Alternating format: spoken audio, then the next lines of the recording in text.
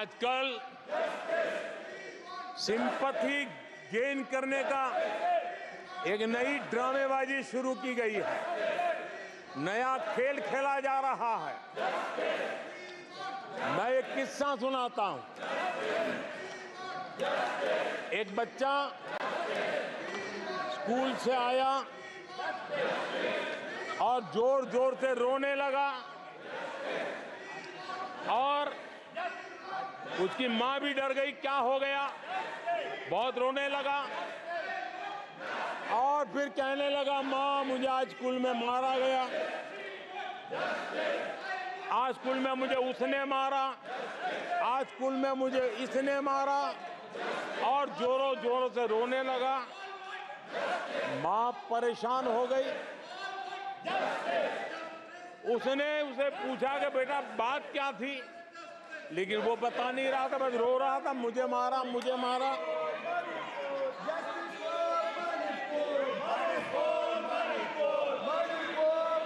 बच्चा ये नहीं बता रहा था कि आज स्कूल में उस बच्चे ने किसी बच्चे को मां की गाली दी थी। उसने ये नहीं बताया किसी बच्चे की किताबें उसने फाड़ दी थी। उसने ये नहीं बताया कि उसने टीचर को चोर कहा था। उसने ये नहीं बताया कि किसी का टिफिन चुरा करके खा गया था। हमने कल सदन में यही बचकाना हरकत देखी है। कल यहां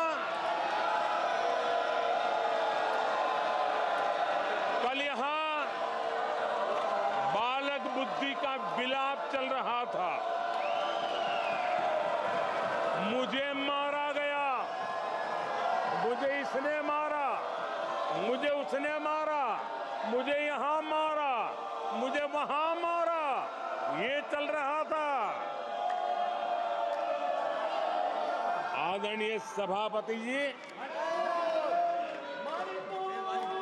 सिंपैथी हासिल करने के लिए ये नया ड्रामा चलाया गया है। लेकिन देश ये सच्चाई जानते हैं कि ये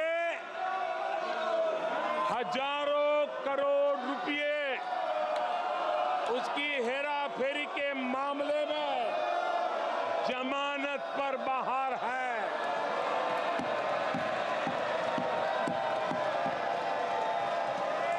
ये ओबीसी वर्ग के लोगों को चोर बताने के मामले में सजा पा चुके हैं। इनको देश की सर्वोच्च अदालत पर गैर जिम्मेदाराना बयान देने के बाद माफी मांगनी पड़ी है। इन पर महान स्वातंत्र सेनानी वीर सावरकर जैसे महान व्यक्तित्व का अपमान करने का मुकदमा है। इन पर देश की सबसे बड़ी पार्टी के अध्यक्ष को हत्यारा कहने का मुकदमा चल रहा है। इन पर अनेक नेताओं, अधिकारियों, संस्थानों पर झूठ बोलने के गंभीर आरोप हैं और वो केस चल रहे हैं। आदरणीय सभापति जी, बालक बुद्धि में ना बोलने का ठिकाना होता है और न ही बालक बुद्धि में व्यवहार का कोई ठिकाना होता है। और जब ये बालक बुद्धि पूरी तरह सवार हो जाती है तो सदन में भी किसी के गले पड़ जाते हैं। ये बालक बुद्धि अपनी सीमाएं खो देती है तो सदन के अंदर बैठ करके आंखें मारते हैं, आंखें मारते हैं।